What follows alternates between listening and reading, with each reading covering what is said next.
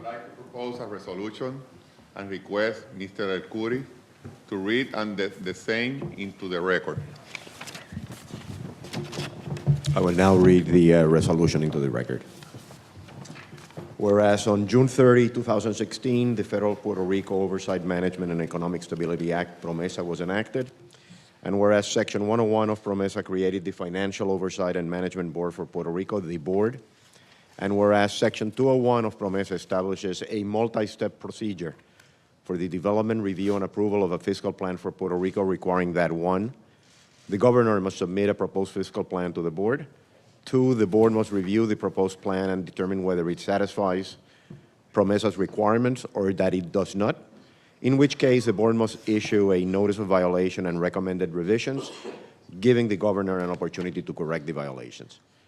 The governor may then submit a revised proposed plan to the board, and 4th, if the governor fails to submit timely a proposed plan, the board determines in its sole discretion satisfies PROMESA's requirements, the board shall develop and submit to the governor and the legislature its own compliant fiscal plan. And whereas at the board's public meeting on November 18, 2016, the board adopted 5 principles furnished to the government, which the board would apply to determine whether a proposed fiscal plan complies with PROMESA. And whereas by letter dated December 20, 2016, the board advised the then governor-elect of a detailed framework for the government of Puerto Rico to develop policies and plans to address the current fiscal and economic problem. And whereas by letter dated January 18, 2017, to the governor, the board provided fiscal plan targets and guidelines on a category-by-category basis that the certified fiscal plan should satisfy. And whereas at the board's public meeting on January 28, 2017, the board approved the governor's request that it extend the PROMESA stay through May 1, 2017, on conditions agreed to by the governor, including a commitment not to attempt to procure short-term liquidity loans that could restrict fiscal options. And whereas on February 28, 2017, the governor submitted a proposed fiscal plan to the board, and whereas after reviewing the proposed plan with the governor's representatives and analyzing and deliberating over it with the board's members, economists, consultants, and attorneys, the board informed the governor on March 9, 2017 that the board had determined the governor's proposed fiscal plan did not satisfy PROMESA's requirements, and the board recommended revisions. And whereas the board's notice to the governor described the violations that the board had identified. And whereas on March 11, 2017, the governor submitted to the board a revised proposed fiscal plan to address the identified violations in the prior proposed plan. And whereas representatives of the governor and the board's experts, consultants, and attorneys engaged in extensive discussions on March 11 and 12, 2017 about the governor's proposed fiscal plan and the board's concerns about the plan, resulting in further changes incorporated into the government's proposed plan. And whereas on March 13, 2017, the board held an open meeting at which the governor's representatives presented his final proposed fiscal plan to the board and the public, and whereas the board has had the opportunity to consider the governor's latest proposed plan and discuss it with its experts, consultants, and attorneys, and believes that with certain amendments, it complies with PROMESA. And whereas the board provided an opportunity for public comment on the governor's proposed fiscal plan and on the board's recommended modifications to such fiscal plan.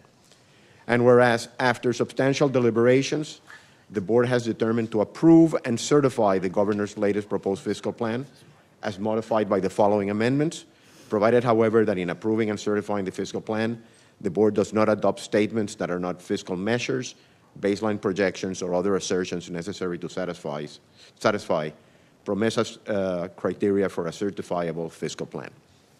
I will now read the amendments. Amendment number 1.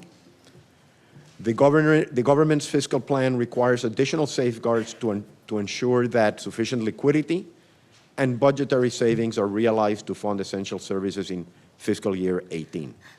Accordingly, the fiscal plan for the Commonwealth that the Oversight Board certifies should be the government's fiscal plan amended to include the use of A, furlough program, and B, removal of all Christmas bonuses to achieve necessary liquidity and budgetary savings.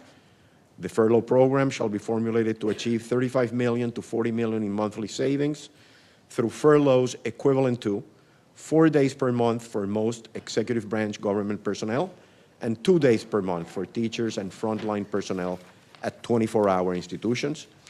Frontline law enforcement personnel shall be exempt from the furlough program.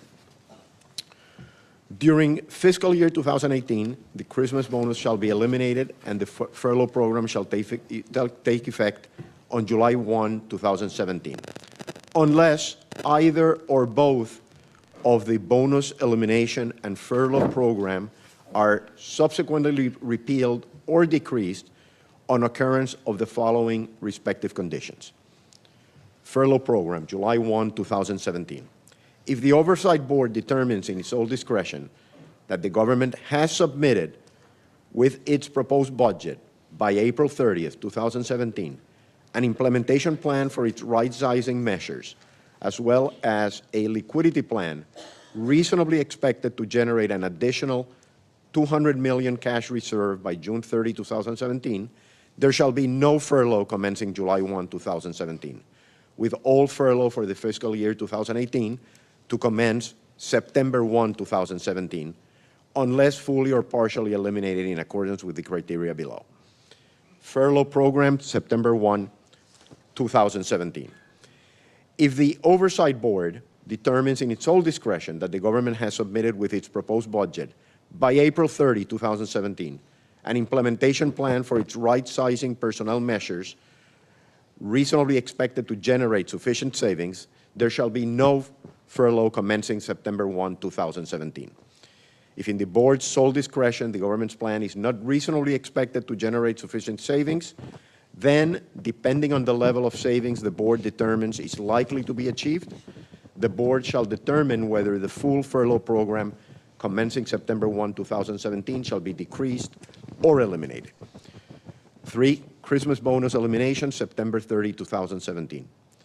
If in the board's sole discretion to be exercised no later than September 30, 2017, the trend of the Commonwealth personnel costs as of September 1, 2017 indicates sufficient savings have been and will timely be achieved through the government's right-sizing measures, the board shall determine whether the full elimination of the Christmas bonus shall be modified into a partial reduction of the bonus or no elimination of the bonus.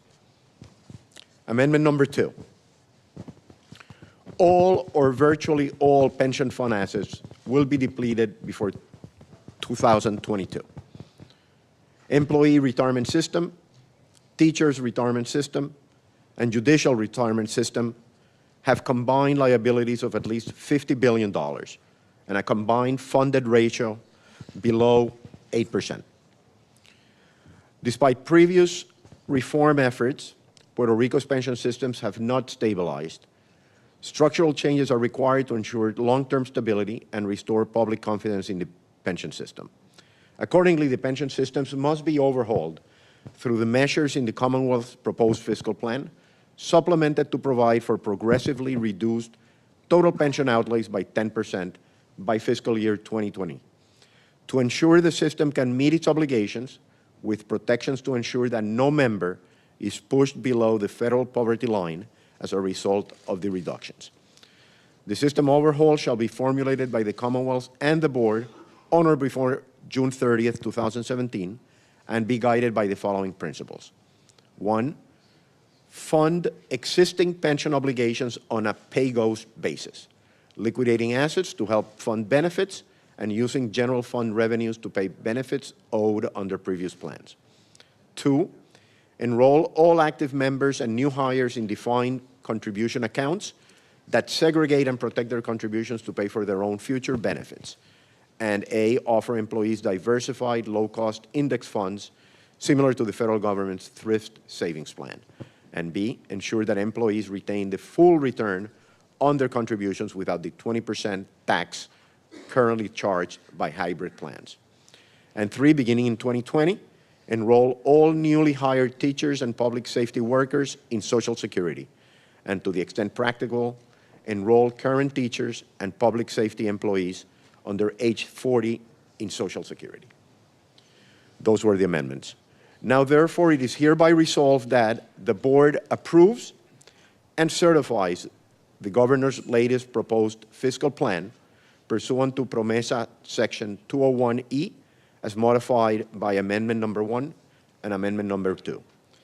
And it is further resolved that the board shall issue a compliance certification for the fiscal plan as amended to the governor and the legislature pursuant to PROMESA Section 201E.